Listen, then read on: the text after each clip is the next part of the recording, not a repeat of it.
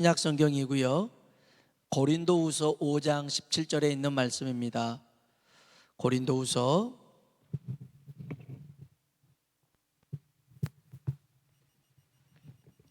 5장 17절에 있는 말씀, 한 말씀인데요. 우리 같이 한번 고린도후서 5장 17절 말씀을 같이 읽어보도록 하겠습니다. 고린도후서 5장 17절 읽어보겠습니다. 그런즉 누구든지 그리스도 안에 있으면 새로운 피조물이라, 이전 것은 지나갔으니 보라 새 것이 되었도다. 아멘. 아멘. 다시 한 번만 우리 읽어볼까요? 그런즉 누구든지 그리스도 안에 있으면 새로운 피조물이라, 지나갔으니 보라 새 것이 되었도다. 아멘. 아멘. 이전 것은 지나가고 새롭게 변화받는 이 밤 되길 주의 이름으로 축복합니다. 엘리베이터를 평생 처음 본 할아버지가 있습니다. 처음 본 거예요. 근데 엘리베이터를 보니까 사람들이 타고 내리는 모습을 유심히 살펴봤는데, 그 모습을 보고 나서는 할머니한테, 자기 부인한테 전화를 하는 거예요. 할머 빨리 이곳으로 오라고, 빨리 오라고 그래요. 왜 그러냐고 그랬더니, 글쎄 이상한 걸 봤는데 그걸 타고 내리면 사람들이 젊어진다는 거예요. 그러니까 나이 든 사람이 엘리베이터를 타고 올라갔는데 내려온 사람은 젊은 청년이 나오고 아가씨가 나오니까, 이야 이거 신기하다. 저것만 타고 갔다가 내려오면 젊어지니까 할머니 이거 보고 빨리 오라는 거였어요. 엘리베이터를 처음 보면 그럴 수 있을 거라는 생각을 했고요. 또 하나는, 이 할아버지가 할머니를 엄청 사랑하구나 생각을 했어요. 자기가 타면 될 텐데 할머니로 오라는 거 보니까 엄청 사랑하더라고요. 이제 에피소드지만 여기 고린도후서 5장 17절에 보면, 그런즉 누구든지 그리스도 안에 있으면 새로운 피조물이라고 얘기를 합니다. 그리스도 안에 있으면 새롭게 변화받는다는 것입니다. 이전 것은 지나갔고 새 것이 되었다는 것입니다. 여러분, 예수님 안에 있으면 변화가 일어나는 줄로 믿습니다. 이 전 것과 새 것으로 변화가 되어지는 거죠. 그러니까 예수님을 믿는다면 비포와 애프터가 분명하게 있어야 됩니다. 예수 믿기 전의 모습과 예수 믿고 난 모습이 달라져야 됩니다. 여러분, 달라져 있습니까? 내가 예수 믿기 전의 모습과 믿고 난 다음의 모습이 똑같습니까? 그럼 문제가 있어요. 달라져야 됩니다. 누구든지 그리스도 안에 있으면 새로운 피조물이라. 달라져야 됩니다. 예수님이 만난 사람들 중에 예수님을 만나고 변화받는 사람들이 성경에 굉장히 많이 나옵니다. 베드로는 어부였습니다. 근데 그를 주님은 사람 낚는 어부, 제자로 변화시켰습니다. 세리 마태가 있었습니다. 그도 나를 따라오너라 해서 제자로 만드셨습니다. 변화시켰습니다. 또 성경에 보니까 혈루증 앓은 여인이 있습니다. 12년 동안. 그리고 나면서부터 소경된 바디메오가 있습니다. 38년 된 병자가 있습니다. 예수님이 만났습니다. 그랬더니 병든 몸이 온전해진 줄로 믿습니다. 만나면 변화가 일어난 겁니다. 간음하다가 현장에서 붙잡힌 여인이 있습니다. 삭개오가 있습니다. 죄인이었습니다. 그러나 예수님을 만나고 그들도 구원받은 의인이 된 줄로 믿습니다. 나사로 죽었죠. 해당장 야이로의 딸 죽었습니다. 그러나 예수님을 만나고 예수님 안에서 그들은 살아난 줄로 믿습니다. 예수님은 변화시키는 힘이 있습니다. 예수님에게는 변화시키는 능력이 있습니다. 그래서 어딜 가든지 변화시키셨고 누굴 만나든지 변화시켰습니다. 근데 성경에 보니까 변화를 좋아하지 않는 사람들이 있습니다. 싫어하는 사람들이 있죠. 그 중에 대표적인 사람이 대제사장들과 종교 지도자들, 바리새인 서기관들이 있었습니다. 이들은 그 당시에 기득권 세력이었습니다. 자기들이 나름대로 힘을 가지고 있었던 세력이었어요. 그러니 이 힘을 계속 유지하기 위해서 예수님의 변화에 반응하지 않습니다. 나는 내 권리를, 내 이익을 계속 주장할 거야. 안 변합니다. 안 변해요. 자기 주장 고집이 센 사람은요, 안 변하더라는 거예요. 우리가 에스겔서의 한상을 보면 성전 문지방에서 흐르는 물이 있습니다. 처음에는 발목을 적시고 무릎을 적시고 허리를 적셔서 나중에는 헤엄칠 만한 큰 강이 되었고, 그 강이 흐르는 곳에 나무들이 자라나고 나중에는 큰 바다가 형성이 됩니다. 그런데 모두 다 살아나는데 살아나지 않는 게 두 개가 있습니다. 진펄과 개펄이 있습니다. 이게 뭐냐면, 이게 뚝이 이제 강물이 범람하고 난 다음에 이렇게 웅덩이가 있는데, 그 웅덩이 안에 있는 이 물들, 여기들은 그냥 고스란히 그대로 높은 데서 그대로 있던 거였어요. 그러니까 하나님의 은혜의 강이 풍성해도 내 고집, 교만을 꺾지 않으면 변화되지 않는다는 거예요.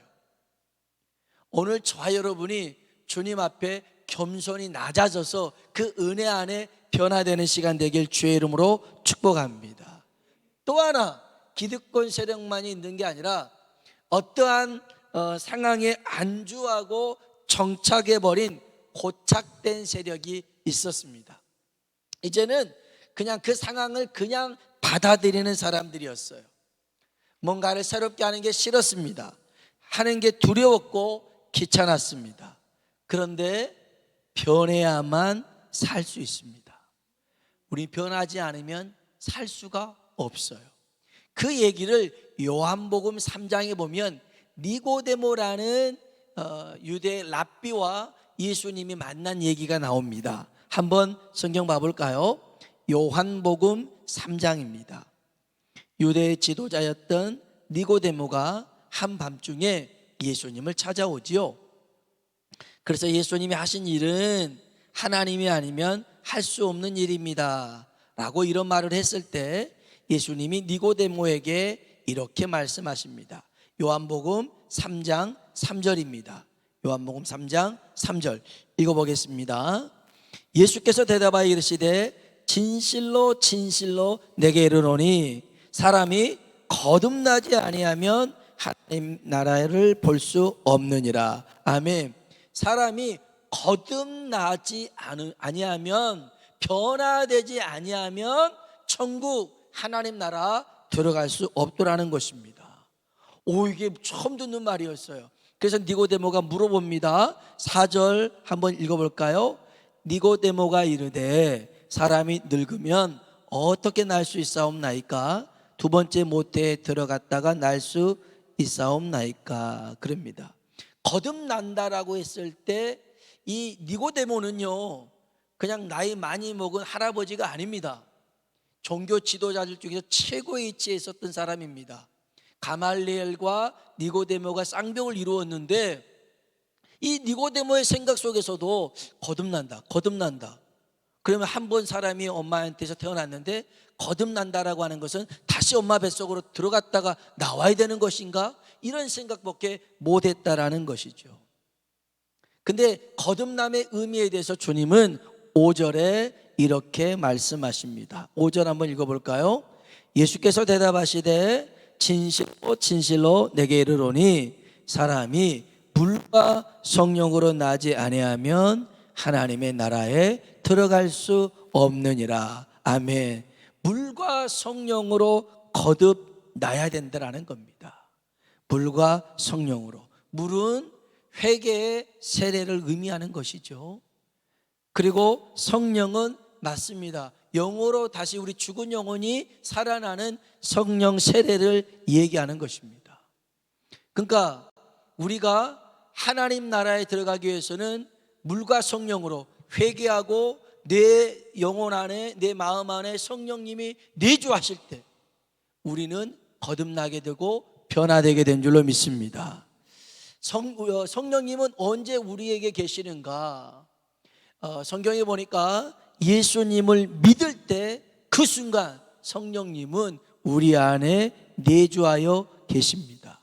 그래서 고린도전서 12장 3절에 보면 성령으로 아니하고는 누구든지 예수를 주시라 할 수 없느니라. 예수님을 나의 주입니다라고 고백할 수 있는 것은 내 안에 계신 성령님이 그렇게 역사하셨더라는 것입니다. 성령님은 우리 안에 거하시는데요, 성경 한번 찾아볼까요? 로마서 8장입니다. 이 로마서 8장은 아주 굉장히 중요한 교리에 관한 말씀이 있는데 특별히 성령에 대해서 말씀하고 계십니다. 로마서 8장 10절을 한번 봅시다. 9절입니다. 로마서 8장 9절. 로마서 8장 9절 읽어보겠습니다. 만일 너희 속에 하나님의 영이 거하시면 너희가 육신에 있지 아니하고 영에 있나니 누구든지 그리스도의 영이 없으면 그리스도의 사람이 아니라. 아멘. 그리스도의 사람이라면 반드시 뭐가 있어야 돼요? 그리스도의 영이 있어야 됩니다. 이 그리스도의 영은 성령님입니다. 성령님이 우리 안에 있을 때 비로소 내가 예수님의 사람이 되는 것입니다. 그래서 이 바울이 에베소에 있는 12제자를 만났을 때 너희가 믿었을 때 성령을 받았느냐라고 물어봅니다. 믿었을 때 복 받았느냐, 믿었을 때 뭐 건강해졌냐, 이게 아니라 믿는다고 하는 것은 우리 안에 성령이 거하신 것이다. 그래서 너희가 믿을 때 성령을 받았느냐라고 말씀했어요. 그러니까 여러분 여기 보면 분명하게 우리가 그리스도의 사람이라고 하는 것은 우리 안에 성령님이 계시다는 겁니다. 근데 이제 여기서 우리의 딜레마가 시작됩니다. 그런데 왜 나는 안 변할까? 왜 나는 잘 안 변할까? 이 성격도 안 변하고 여전히 내 고집도 교만도 이게 위선도 똘똘 뭉쳐있는 모습이 왜 안 변할까라는 그런 고민이 됩니다. 예수 믿기 전과 믿고 난 다음에 달라져야 되고 성령이 임하기 전과 임한 후가 분명 성경에 보니까 있는데 나는 안 변해요. 이게 신기할 노릇이에요. 이게 미칠 노릇이죠. 왜 그럽니까? 성경이 분명하게 얘기합니다. 그건 우리 안에 거하시는 성령을 따르지 않기 때문이라는 겁니다. 성령의 인도를 받지 않기 때문이라는 거죠. 한번 볼까요? 로마서 8장 5절 6절입니다. 5절 6절 읽어보겠습니다. 육신을 따르는 자는 육신의 일을, 영을 따르는 자는 영의 일을 생각하나니 육신의 생각은 사망이요 영의 생각은 생명과 평안이니라. 아멘. 육신을 따르는 자, 본능을 따르는 자, 감정을 따르는 자는요 당연히 감정의 일에 집중할 수밖에 없어요. 내 본능과 욕심을 따라 행할 수밖에 없어요. 그런데 내 안에 계신 성령님을 따르는 자는 성령의 일을 생각하는 거예요. 그래서 육신의 생각 사망이고요, 성령의 생각 생명과 평안이라는 것입니다. 그래서 우리 안에는 성령님이 계시는데 이 성령님이 계실 때 나는 없냐? 있어요. 이게 로마서 7장이에요. 성령이 바울 안에도 계시는데 이 성령의 생각과 내 생각이 자꾸 충돌하는 거예요. 자꾸 충돌해요. 그래서 이 바울 보니까 누가 이기느냐? 당연히 성령님이 하나님이시니 이길 줄 알았더니 글쎄 자기 안에 이 육체가 이겨버리더라는 거예요. 그래서 자기 마음대로 고집대로 하글 때가 있더라는 거예요. 그래서 바울이 그래요. 나는 정말 소망 없는 사람이구나. 이 상황의 몸에서 누가 나를 건져낼 수 있을까? 그런 통곡이 7장에 나옵니다. 그러다가 8장 1절 2절에 와서 그가 깨닫습니다. 내가 그리스도 예수 안에 있는 생명의 성령의 법 안에서 내가 이제는 자유할 수 있구나 라는 것입니다. 자유할 수 있어요. 근데 이 자유하는 길이 뭡니까? 여기 잘 봐야 됩니다. 12절과 14절까지, 12절로 14절까지를 한번 보겠습니다. 로마서 8장 12절로 14절 읽어봅시다. 그러므로 형제들아, 우리가 빚진 자로되 육신에게 져서 육신대로 살 것이 아니니라. 너희가 육신대로 살면 반드시 죽을 것이로되 영으로서 몸의 행실을 죽이면 살리니 하나님의 영으로 인도함을 받는 사람은 곧 하나님의 아들이라. 아멘. 여기서 중요한 게 있습니다. 육신에게 져서 육신대로 살 것이 아니라는 거예요. 영으로서 몸의 행실을 죽이면 살 수 있더라는 겁니다. 성령의 인도하심을 따라 살면, 성령이 이끄시는 대로 살면, 말씀이 내 삶을 이끄는 대로 순종하면 변화받고 기적이 일어난다는 거예요. 그런데 그 말씀대로 안 살아요. 여전히 내가 하고 싶은 대로 살아요. 가인이 아벨을 죽입니다. 이유는 자기 제사는 하나님 연락하지 않고 동생 아벨의 제사는 연락했기 때문이죠. 그런데 성경에 보면 하나님이 먼저 그래요. 가인아, 제 소원은 내게 있으나 너는 죄를 다스릴지어다. 너는 죄를 다스릴지어다 해요. 우리 한번 성경을 한번 봐볼까요? 창세기입니다. 우리 마지막으로 한번 성경을 봅시다. 창세기 4장입니다.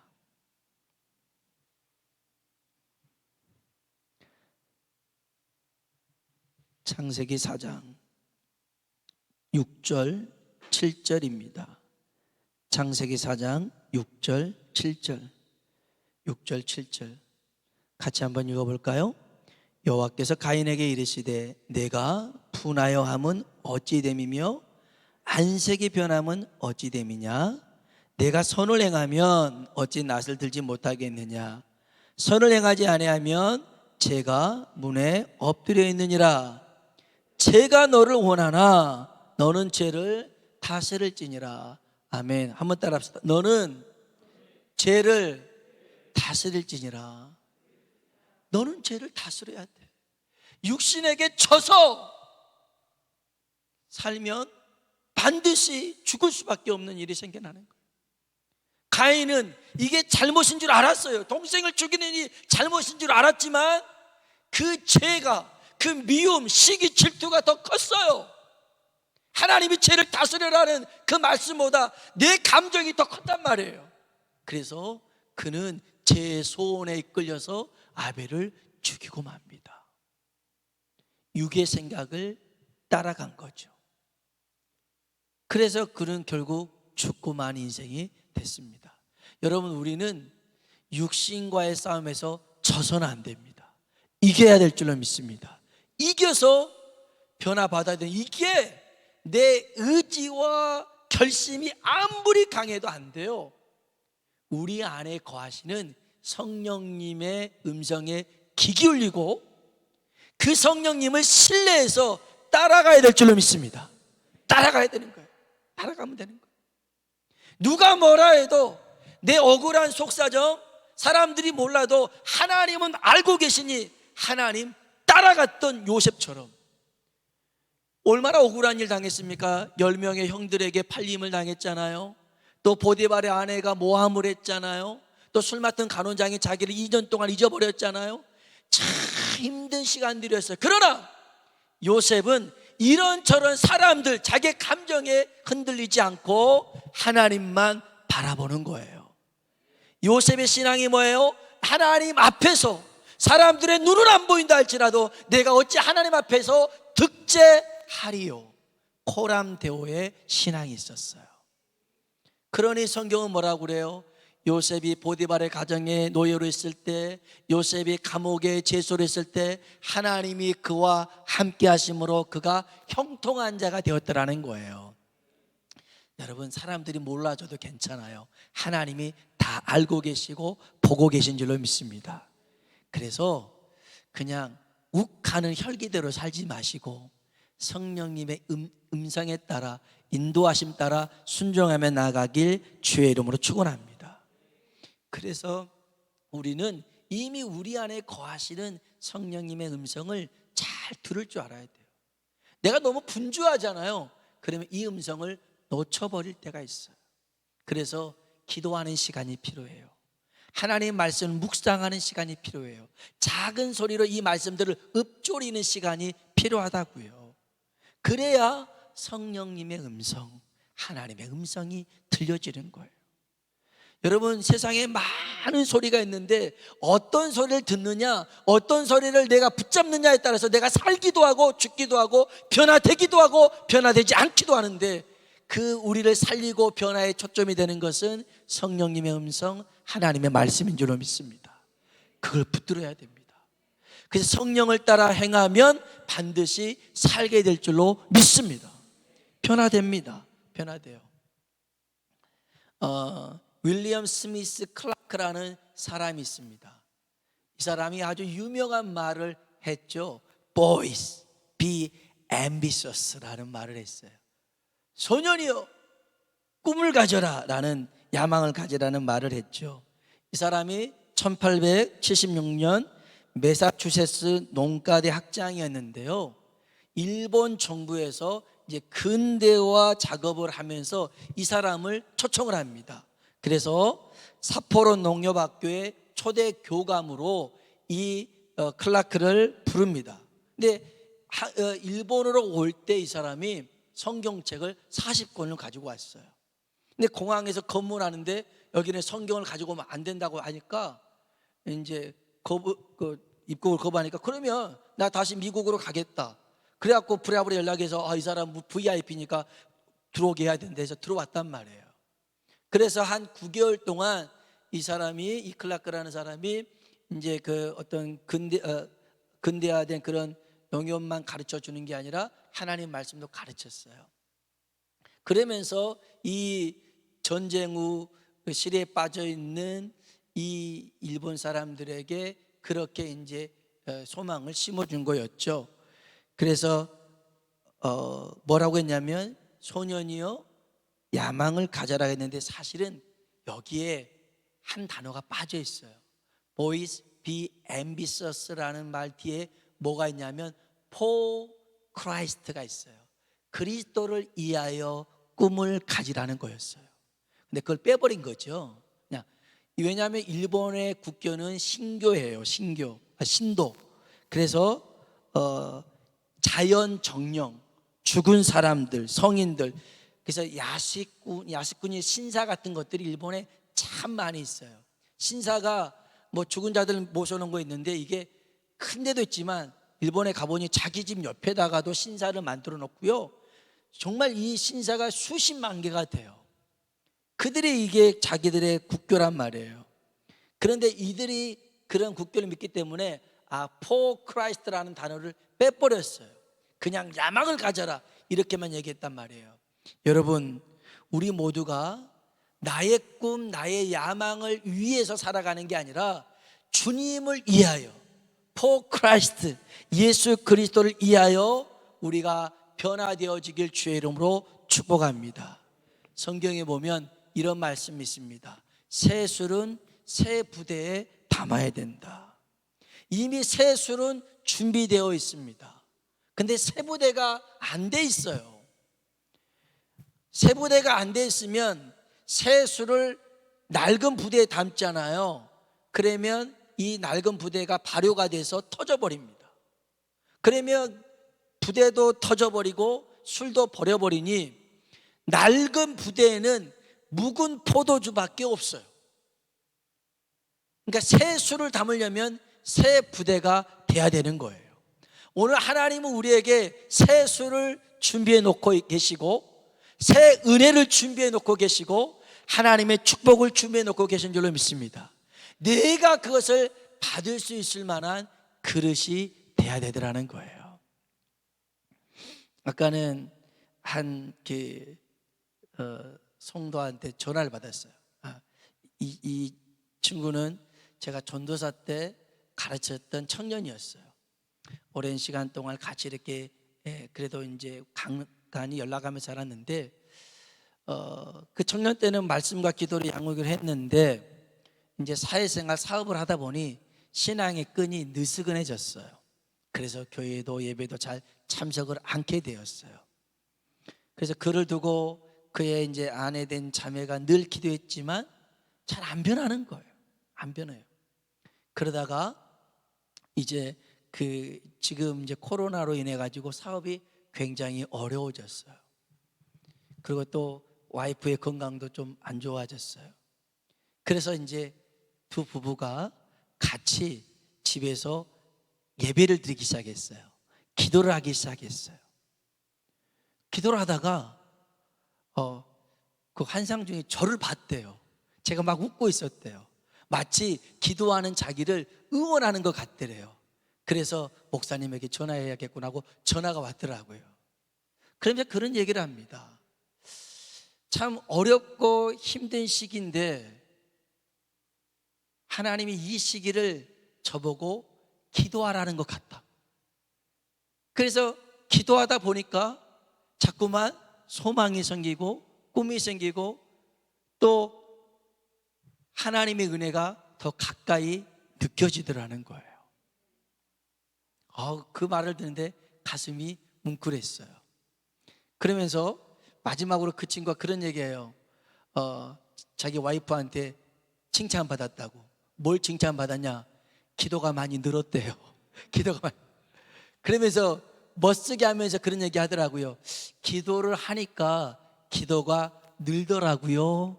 그 얘기를 하더라고요. 어찌 보면 어린아이와 같은 신앙 같아요.